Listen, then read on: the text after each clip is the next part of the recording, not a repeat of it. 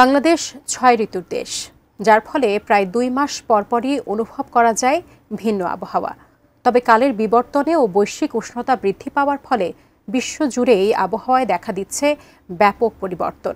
কিন্তু বাংলাদেশে বর্তমানে বাংলা পঞ্জিকা অনুযায়ী বৈশাখ মাস চলছে, আর বৈশাখ শুরুর সাথে সাথেই টানা ঝড় বৃষ্টির পূর্বাভাস দিয়েছে আবহাওয়া অফিস।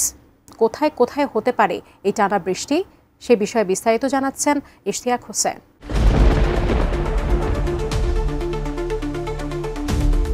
আকাশ কি লুকোচুরি খেলছে, নাকি প্রকৃতি নিজেই কোনো এক গল্পের রহস্যময় চরিত্র হয়ে উঠেছে?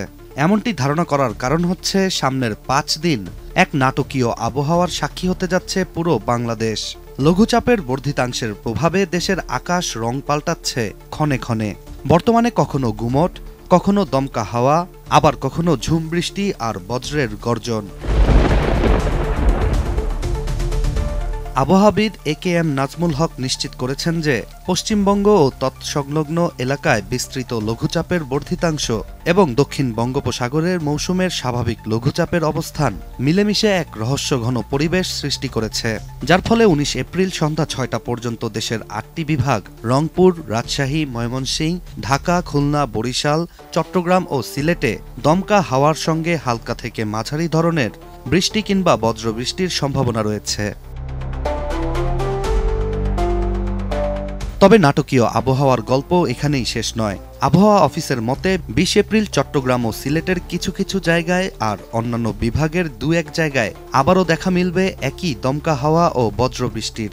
এছাড়া সারা দেশের তাপমাত্রাও বাড়তে পারে সামান্য পরিমাণ। RICL TMX, যুগের পর যুগ স্থাপনা থাকে মজবুত।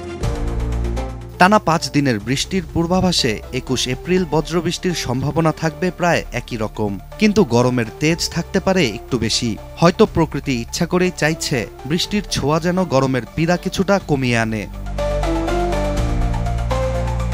এছাড়া ২২ এপ্রিল সিলেটের কিছু কিছু জায়গায় বৃষ্টি হবে বলেই নিশ্চিত করেছে আবহাওয়া অফিস, আর অন্যান্য বিভাগে মাঝে মাঝে বজ্রপাত আর দমকা হাওয়ার ঝটকা হওয়ার সম্ভাবনা রয়েছে।